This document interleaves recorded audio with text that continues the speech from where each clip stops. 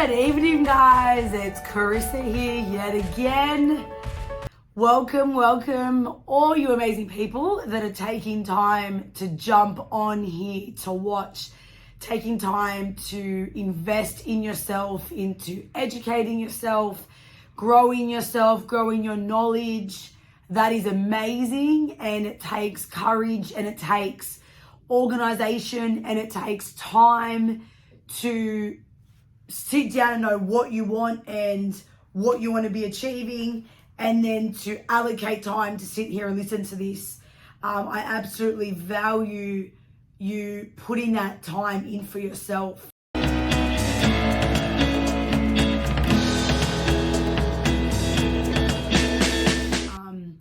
know what, it's interesting. I actually just listened to a podcast that I did with a real estate colleague of mine that they posted. They actually just posted it today.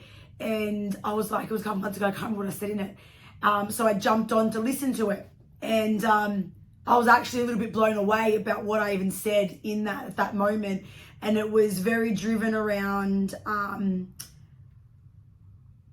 how I live and how I'm building my company, how I'm now working on 2 companies, how I do it with having kids, being a single mom. And if many of you don't know me, I am a single mom. I spent half my life married to my husband. We had 2 kids, and then just the time came that we just weren't on the same page, and we decided to separate. And my second child was 3 months old, and and we actually worked together. He was in my other business with me, so it took a lot for me, and I believe I am very strong, and I've always been very independent. But it takes you going through an experience of a divorce and someone who's been by your side all that time, who's been so constant and a rock for you all that time, to realize how dependent you actually were when you thought you were really independent, and how much that emotionally, physically, mentally can change everything about your life, change how you see yourself, change your identity, change your happiness, change everything. And only reason I'm saying this is because on the other side of that is growth. And if you make the decision to do that, and on the other side of that, it took me to where I am right now, giving you this podcast, sharing my property expertise, giving back to as many people as I can, sharing some of the depth of my journey to empower and help the next person. So I'm saying it because I'm not just a person on the other side of this screen going, hey, let's learn this about property. I'm a real person. I've been through ups, downs, struggles, everything. But I get back up and I go again. And the whole podcast series I'm doing is so I can share my expertise to help the next person. And when we build our workshops, yes, obviously it's a business, but the value there is that I see people everywhere that just aren't equipped with the right information. They want to do DIY, they want to do it themselves, but how do they do it? How can they ensure they get the best job? And I'm more and more passionate about this because I've realized recently, following a lot of the Reno pages on Facebook, that I've seen some posts that are actually quite saddening, of people that have been trying to renovate themselves, that have taken years to do it. There was one particular post where a lady said, it's taken me 2 years to renovate my home. We're finally on market to sell, but I will never renovate again. And I actually messaged her and said, why, what happened? And she just said the experience, trades, everything was just way too much, and it took too much toll on her. And that's what made me realize that's why I do this. Because renovating can be hard, can be stressful. You're not renovating for small money. It's a big decision. It's a lot of money sometimes. It's a risk. It's putting it in the hands of other people. Are you choosing the right thing? Are you doing the right thing? Is the scope right? Is that trade actually going to be reliable? Are they going to show up? Are they going to do the job correctly? Are you paying them the right price? Is that the right scope that you should be doing, and are they doing it the correct way? There's just so much in renovating that there are so many amazing courses out there, 100%. And please, I'm not saying this because you listen to me, to this podcast, listen to me. Find someone who's in that renovation space that you can learn from. Don't try to do this game on your own. I've been through 10 years plus of this. I've done my own. I've done 2 properties for myself. I've got family in property. I've watched them do it. My ex-husband was a plumber. He knew so much about building. I watched him, and the first project, our very own first home that we bought and flipped, which is what got me into renovating. I learned as much as I could. I was on site when trades were there. I wanted to see what they were doing, understand how to do it. I used to ask Michael whatever question I could to learn as much as I could. And I had a previous business then. So I was actually working in my previous business. And then at night, I would go to my property and paint till 3 a.m. I would go home, and I wasn't married then. So I used to go back to my mum and dad's. I was in my early 20s. And I would have a couple hours of sleep, get up, and then be back at work at 5:30. And I don't know how I did it, but for 3 months, I pumped that renovation. Now, that renovation, we had just bought the house. So it was a 3-bedroom, 1 bathroom, no kitchen. No garage home in the Blacktown area. We bought it because we were about to get married, and it was our first house. But we decided, in looking at the market for about 6 months, we went, you know what, let's buy something that needs work. And my family have been in flipping, been in developments in Sydney and in Queensland. And I thought, you know what, my cousins are doing it in Queensland. I'm going to open my eyes to this. Not that I had much experience from them, or that I got any help from them or any knowledge from them, but just watching them do it, I'm like, you know what, let's do this. And I remember the day I looked at the house that we bought. We were in and out of the market. When I say in and out of the market, we were in and out of open homes for 6 months. We would go to at least 10 open homes a week, every Saturday. Some we would go to that office, then that office, then that open home, and a lot of times then they were private inspections. They weren't always an open home where it was on market that they advertised it. Sometimes we'd go to the real estate and they'd say, we've got 5 properties to show you. You jump in the car with the agent. I don't know whether they do that anymore. Jump in the car with the agent, and he'd drive you to all the properties he had. And so we saw this house, and I remember saying to Michael, this is the one. This is the one. And it was filthy. Everything was falling apart. Laminate kitchen, ugly flooring. I think the kitchen might have even been like a purpley color. Yellow bathroom, brown tiles. It was a blonde brick home. All the front was overgrown. Like, I think it had carpet in the bedrooms that were disgusting. Oh, that's right. One. And look, listen, I'll post, if you check out our Facebook and our Instagram and our YouTube, I'll post some photos and a little bit of a story there for you in coming weeks, so you can see the before and afters. I'll take you through the journey of that to see that. But literally, we had a purple room and a blue room, and I remember walking in there saying to Michael, this is the one we need to buy. And the agent said to me, look, it's been a rental. The owner has had a tenant in here paying like $200 a week. Tenant's moved out, and he just wants to hope and sell it. So it hadn't hit the market yet. So I was able to secure a really good price. I think they were asking at the time, which is crazy figure, right? Listen to this, $360,000 in the Blacktown area in 2012, 2011. Crazy. Who knew it was going to go to where it is now? Jesus. So we literally were like, okay, 360, and I think we offered like I think he said we'd take 330. I think I offered like 320 or something. And anyway, we got to market at 322, I think we agreed to. And then we did a pest and building report, and there was a couple little minor things that come up, but I used that to negotiate more. So I said, no, I've got to do some extra work for this wall. There's some cracks here. So I want another $5,000 off. So we secured it at $317,000. Now, I remember we got the keys, and I remember my mum and dad. Now, remember I said my family are from property. So my dad was more of a silent investor, with my uncle quite a bit, and with my brother. So my brother is now a builder as well and does all his own developments. And my uncle does developments in Queensland. So my dad has experience, not hands-on in renovating, but in investing in this. So he got to site and he said to me, "Are you sure you want to do this?" And I said, "Yeah." He's like, "Why didn't you just buy something already done?" And I said, "No, there's a reason this come up. This is part of where I need to be. We're doing this." So we secured it, we settled.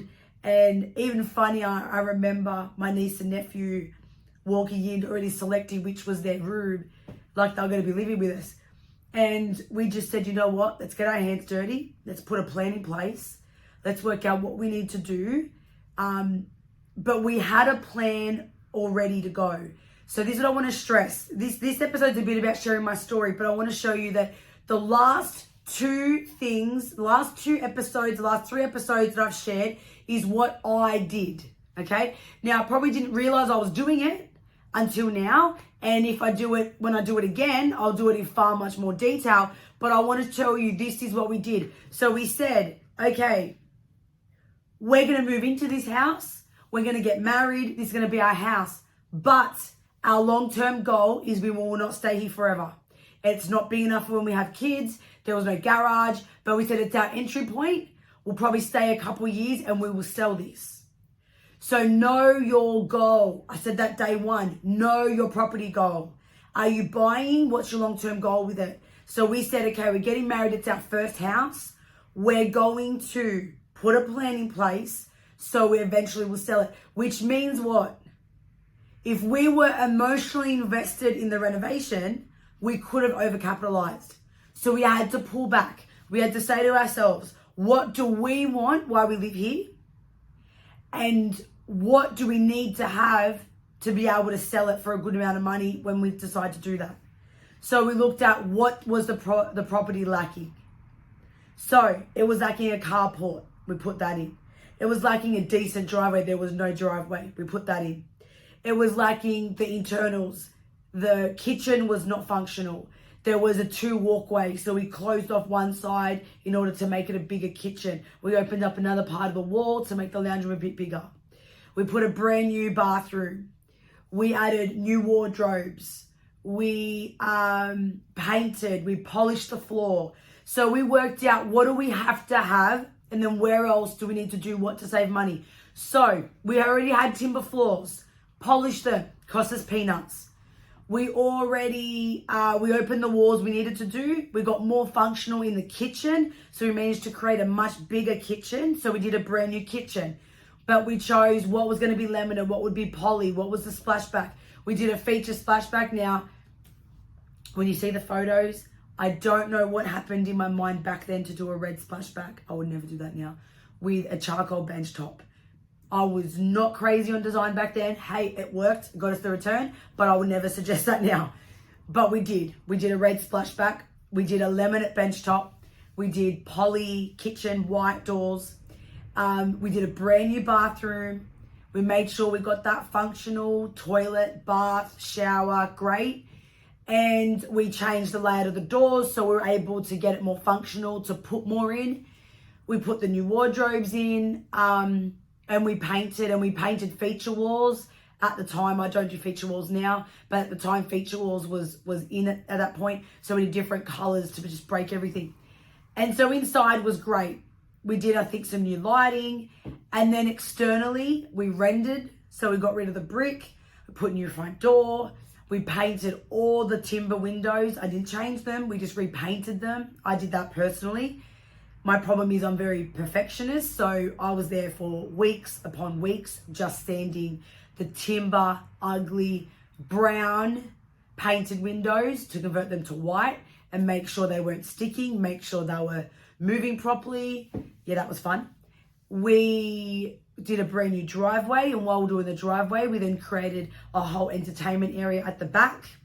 We also then closed off the back door and moved it to one of the windows, created that into a sliding door, created a little deck that went out onto a big entertainment area. And we made the laundry bigger. So if I recall, and again, I'll post the photos because I'm literally rehashing something that's like 10 years ago. So I know we definitely put a toilet in the laundry outside. I can't recall if we also added a shower. I don't think there was space for a shower, but we closed off. It was a little, the backyard was all grass. So there was literally just a little landing that you just walked out the back door. So we blocked that off. So we got a bigger kitchen and we closed that. We closed it in with blue board. So once we rendered, it just gave us that extra space for the laundry. I think it might have even been an external laundry. So we just grabbed that bit extra to make the laundry bigger so we could then put a toilet in there. So when we were entertaining, we didn't have to have people run inside. And we put a nice new awning on, new carport, as I said. And then towards the end, because that's also the thing, is when you're rushing to move in, you do a lot. Once you move in, you slowly slow down on what you're doing. So we did everything in 3 months. We did the kitchen, the bathroom, the painting, the electrical, the flooring, all of that. We did the driveway. We did the rendering. We also sprayed the roof. We did all of that prior to moving in. I think we did the awning after we moved in, I think. And then we did some garden beds after that. So we then just created some really simple garden beds just around the front of the house with some timber sleepers, threw some quarter lines and some mulch, and it looked amazing.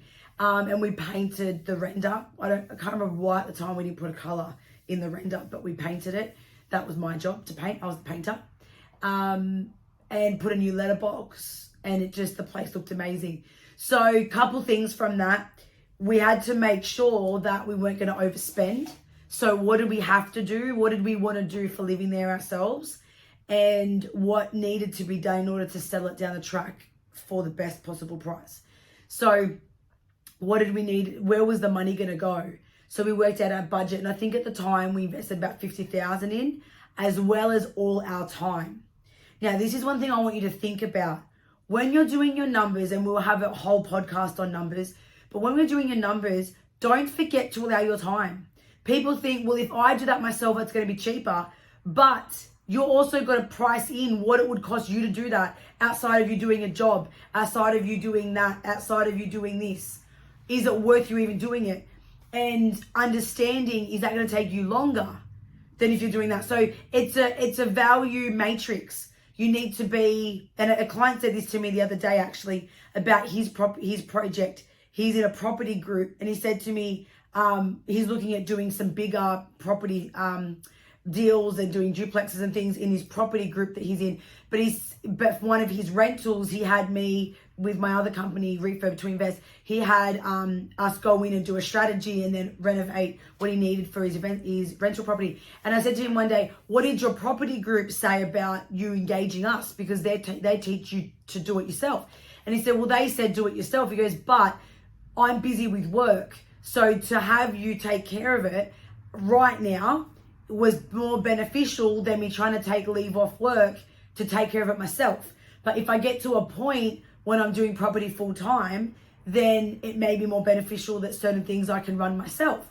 At the same time, it's knowing your strengths, and it's knowing, is your best ability doing that, or engaging someone to do it for you while you go do that? Where will you make most money? So for him, he's like, right now, if I get you to take care of this, if your company takes care of this, then I can continue working, and that will help him better than him taking time off trying to do it himself. So understand your time investment. So we were spending 50 grand, but like I said, Michael was a plumber. We had friends and family coming to help us paint. We had our parents over. I remember his dad was there painting for us. I was there painting when I could. I'm sure Michael and a few of our friends are the ones that put the awning together. So we knew people, we saved money on spots, and then we did a lot of hands-on.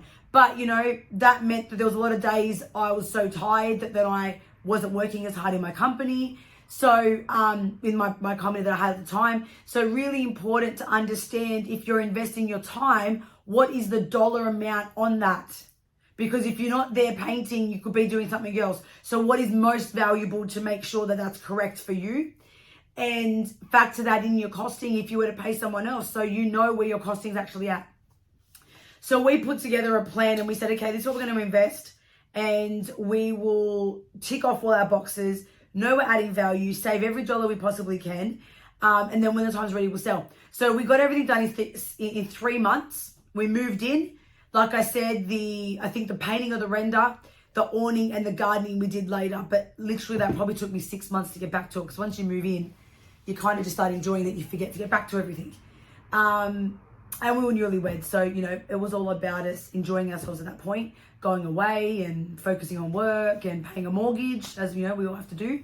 So it was fast forward a year and a half later that the market started to go like this in 2012.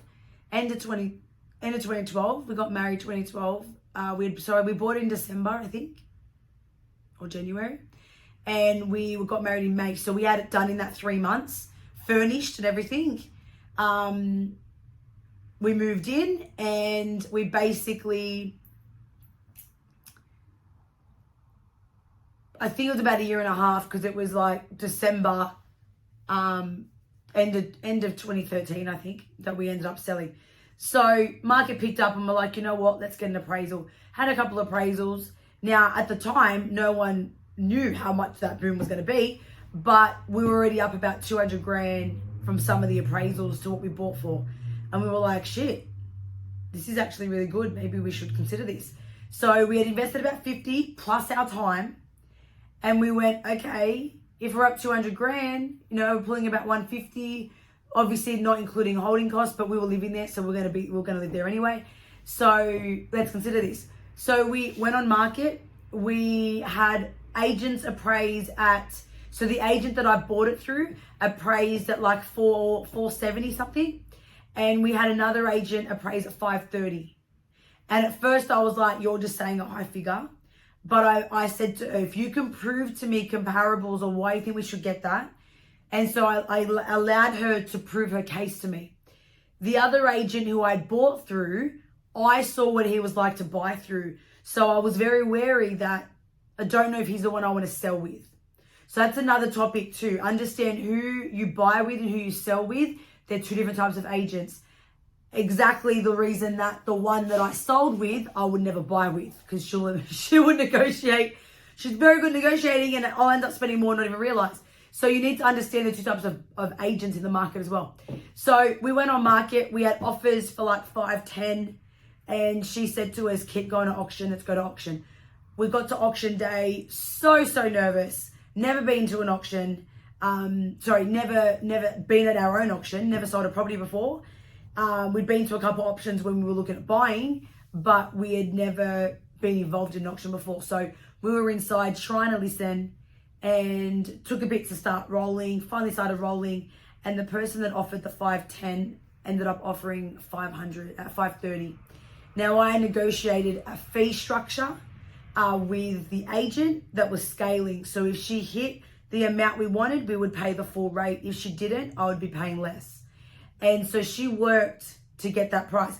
Now, what I also want to say is, if you're doing a property, now I wasn't purposely furnishing that property to sell it. I furnished it because we were living there. But when it came time to sell, we hadn't bought another house yet. So we were looking at moving into our investment property. So we were like, well, if we're going to move into that one, we don't really need, and we already had furniture in it. We don't really need furniture. So what was I going to do? We didn't know we were going to rebuy. We didn't really know our next strategy yet. So we were like, well, why don't we just see about selling it with the house? So we had bought semi-decent things, but some was, I think we had a couple of things from Harvey Norman, but a lot of it was fantastic furniture, was Super A Mart. There was a really cool store, I don't know if it's still there, but at Blacktown called Poco. And we'd bought different things, a couple of things from Freedom, but nothing was really extravagant. We're not talking a very expensive home. So we kept it at a minimal. We were young, we were early 20s. We didn't really have a big budget. We were working to cover our rent and cover our mortgage every week. So it was all about what was going to work for the house. So when we went to sell, we said to the agent, listen, when we get up the buyer, why don't we see if they want to buy any furniture from us? And so once they got in, I think they sold, I think the auction ended up being like 526 or something, and the deal with the agent was 530 and above, and she gets her full commission. So we said, listen, if they want to buy these items, throw another 5K on and we're happy they can take it. And they said yes. So it meant we didn't have to take our beds. We took the mattress, but we didn't take our bed frames. We didn't have to take our dining table and our lounge, which all of that matched for that. And I bought black back then. I would not take buy black now. So I would have had to pay for storage or try to sell it or whatever. So it was so easy, because when it came time to moving out, I just had to pack our items and leave. So that was definitely amazing to do if you're going to be living in the property. If you're just renovating to flip it straight away, you just do hire furniture. But if you're going to, unless you can spend the same amount, if you're coordinating it yourself or having someone help you, a stylist, you could probably buy new stuff. I've had many clients have us buy new stuff for them, and then they offer to sell it with it, or they use it again for another property. But sometimes, if it's going to cost you $3-4 grand to hire, you might be able to get some of that in buying. So just understand the difference, but also plan what are you buying compared to what they're going to be styling with, and where's your property as to what level furniture quality you need and look you need to make it work as well. You don't want fantastic furniture stuff in a property in Bondi. So you need to understand your market. So we basically sold all the furniture with it. So it came time to move out and everything was there. And it was amazing. And we walked away with that extra amount, over 100K in our pocket. Now that sounds like nothing these days, but 10 years ago, when we were in mid-20s, that was a massive life changer for us. So it was, okay, let's buy the next property. What do we do next? And look, that's actually how this all got formed, because as the market kept booming, 6 months later, if we sold for 531 in a peak that we thought was a peak, we got record in the area. It was the best in the area. But then 6 months later, things were jumping up to 600, 650, 700. And we're like, shit, we weren't expecting that. But that's the power, right? You don't know what it's going to be, but as long as you do what you can, you keep to your budget, you do what the market's asking for. So when the time comes, you're equipped, you're ready to go. You just got to then roll it and let's go. So we were very fortunate. We got such a great result, and it allowed us to keep moving into something different. And we were tossing up whether to buy, but the market changed so dramatically that what I bought for $315, we were now having to spend like $600. So then I was like, are we going to invest and then still get a return? How much higher are they going for now? Because the market was just too nuts. So we decided to hold. And instead, I then went one day, you know what? We need to create a strategy, a business. Someone needs to create a strategy, a tailored custom strategy for people that are doing this, but have maybe lived in their property for 30 years, are about to sell, but no one's telling them what they could do strategically to uplift it to get the maximum return.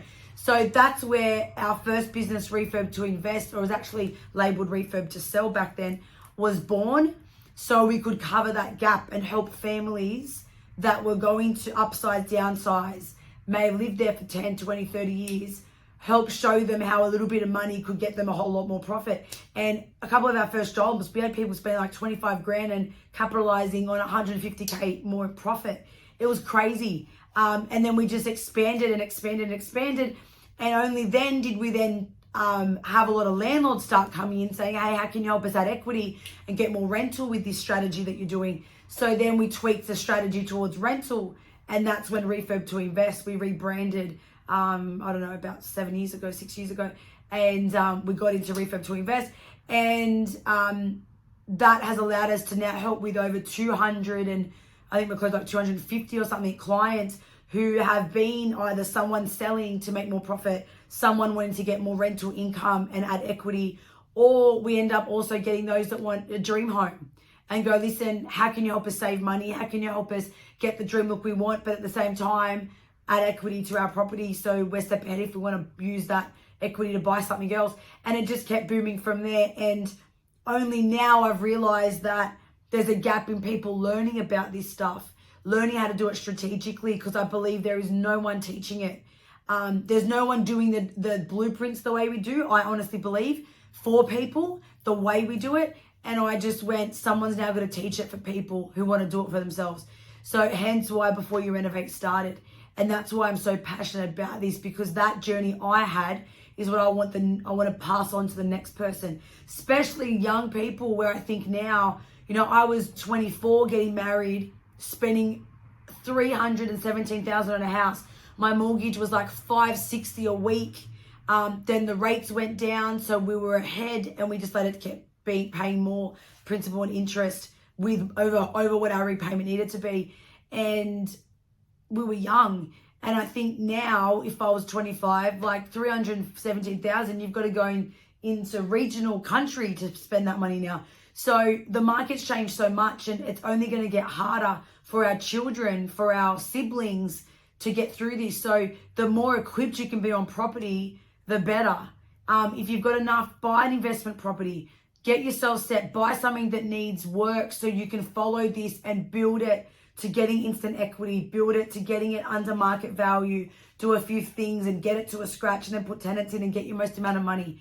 It's so valuable, and there's so much you can learn from it, and so much that you can do with it. And if you've got funds and you just let it sit there for the next 20 years, it's only going to add massive value in 20 years anyway. So spend your money right, save your money right, spend your money right, and completely change your future.